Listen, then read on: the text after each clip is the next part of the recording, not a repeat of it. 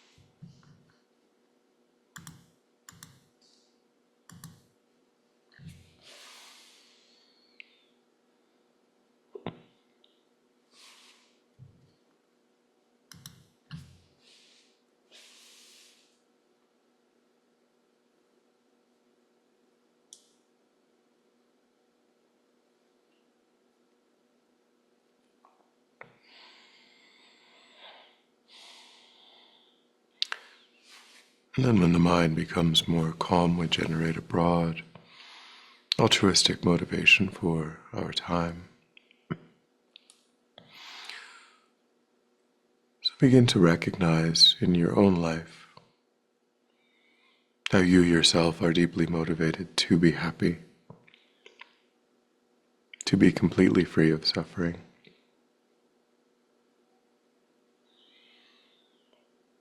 And recognize that you share that ground with every other sentient being, no matter their culture,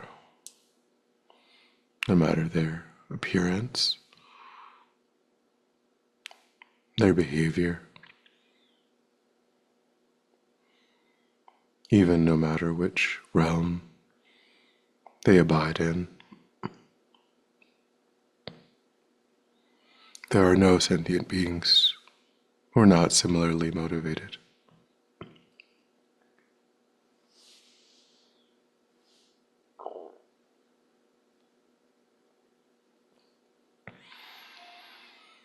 And think that my claim to being happy, to being free of suffering, is not any greater than those of every other sentient being.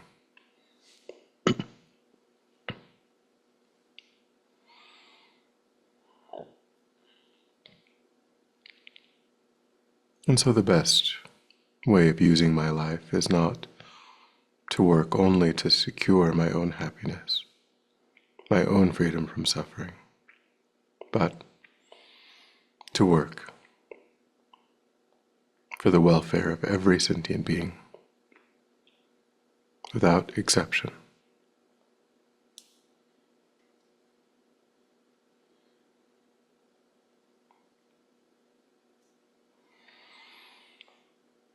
And if I'm to be successful in that, I must genuinely transform my mind. I must become deeply familiar with virtue. I must reduce and ultimately eliminate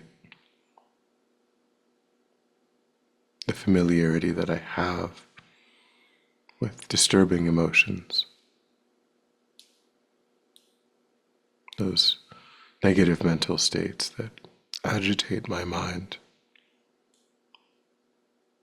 cause me to suffer, and motivate me to engage in actions that harm others.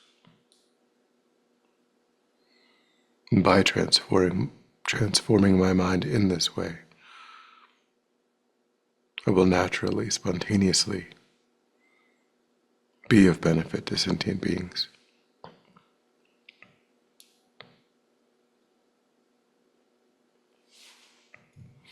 So I take that as the purpose of our time.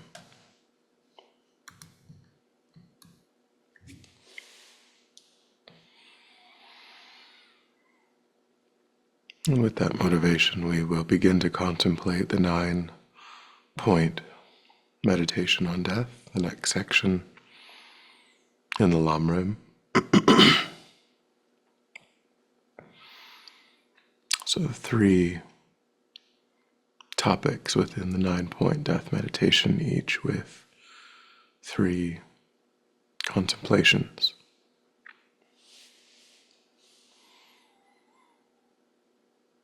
So the first topic is the inevitability of one's own death.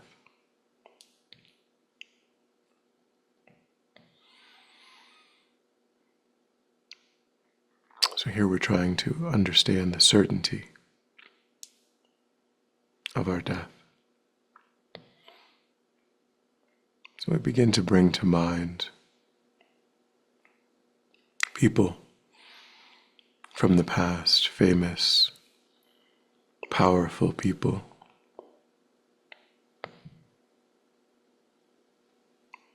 thinking of all of the great philosophers, mathematicians, rulers, scientists. And think people like Napoleon, Einstein, Socrates, Aristotle. All of these extraordinary minds.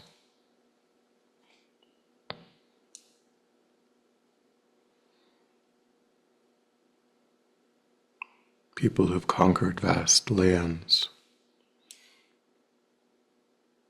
amassed incredible wealth.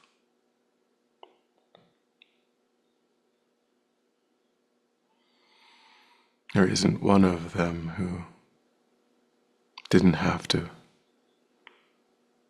pass away at the end of their life.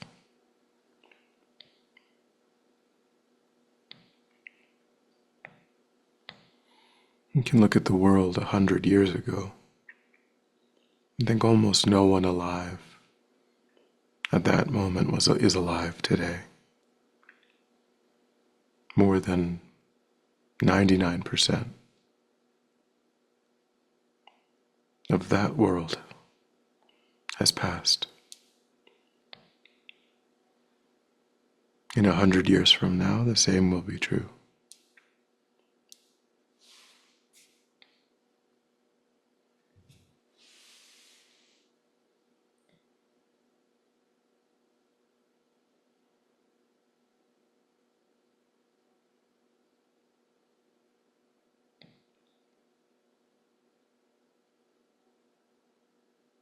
To contemplate in that way and try to come to a sense of certainty that there are no sentient beings who escape death.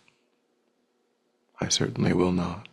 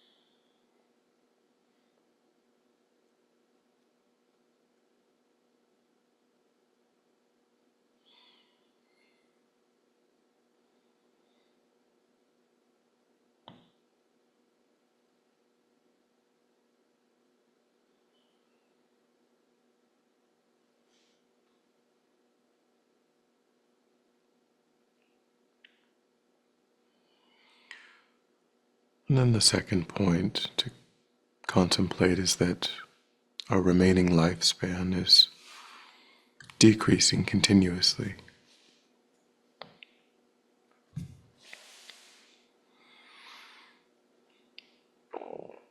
This life came together in the womb, and body and mind combined.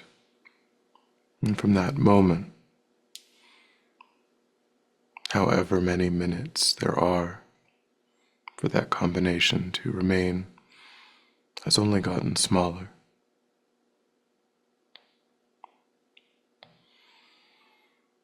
Even when we are distracted, asleep, engaged in entertainment,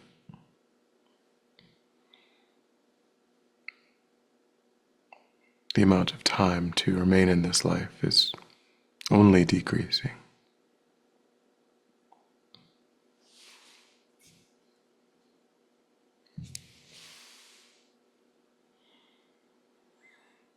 It is as though at the moment of our birth we jumped out of an airplane without a parachute. And from that moment we only watch as the ground gets closer and closer.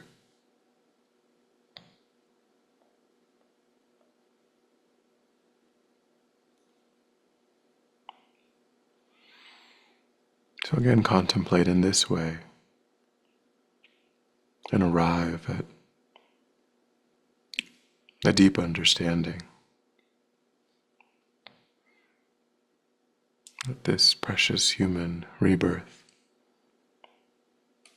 is slipping away moment by moment by moment.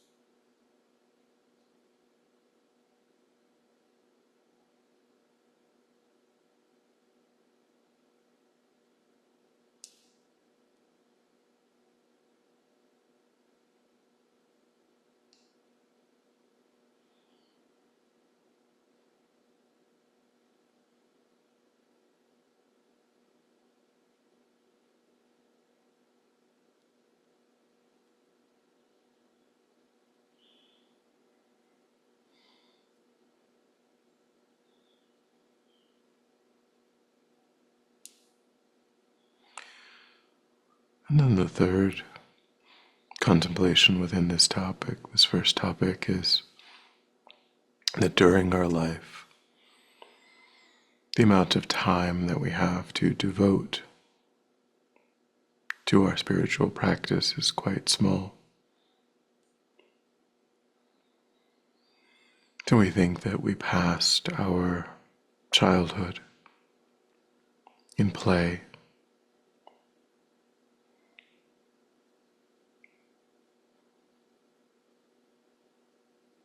and we passed our young adulthood in study, in a career,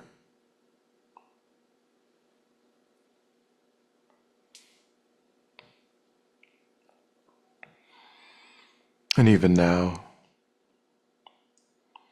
when we are integrating some practice, think of how much time in a day you spend sleeping, doing chores,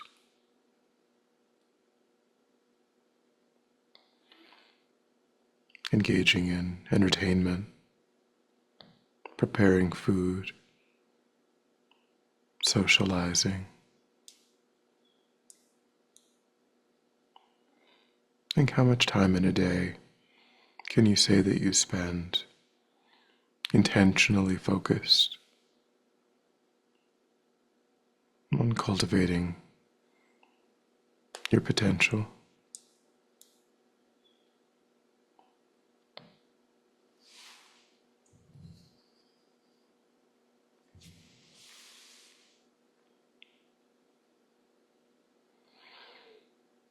Try to recognize that over the course of a life, there isn't much time for spiritual practice.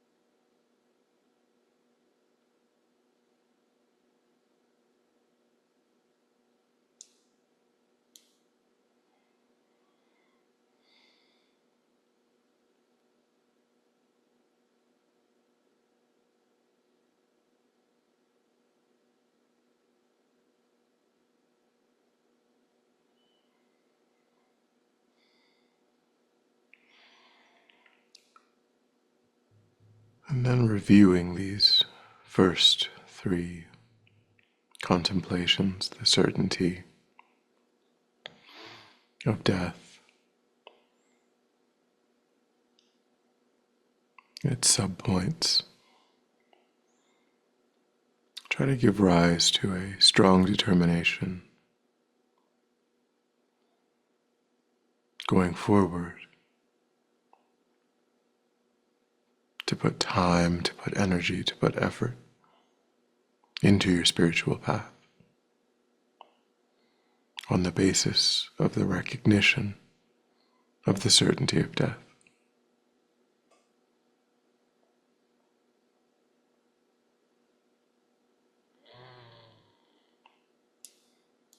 When you can give rise to that determination, then rest your mind single-pointedly without distraction, in that determination.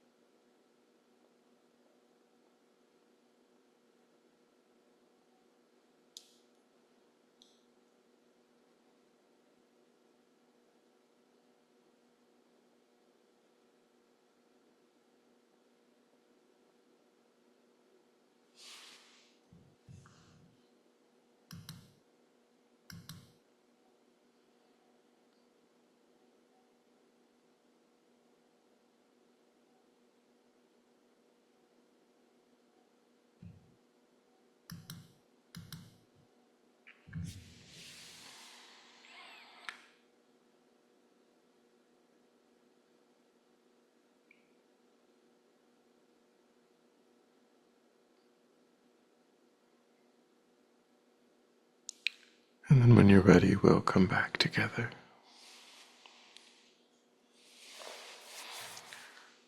And we'll dedicate.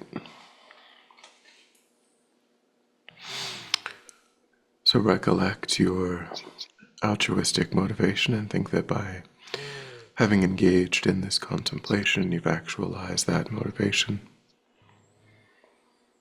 which has created positive energy in the mind. And think that you freely offer the fruit of your practice, that positive energy, for the benefit of all sentient beings without exception. Thinking strongly, when this positive energy ripens, may it serve as a cause and condition to eliminate war and conflict, poverty, famine, disease, disasters, all painful inner and outer conditions. May it fully ripen the minds of all sentient beings. May they quickly meet perfect teachers and arise in the state of full enlightenment. May I too achieve the state of enlightenment so that I might work for the benefit of sentient beings perfectly. May any obstacles facing the Guru's long life be completely dispelled. And may I and all sentient beings in this moment come under the joyful care and guidance of enlightened beings. May we be guided and protected until we swiftly achieve that state of enlightenment.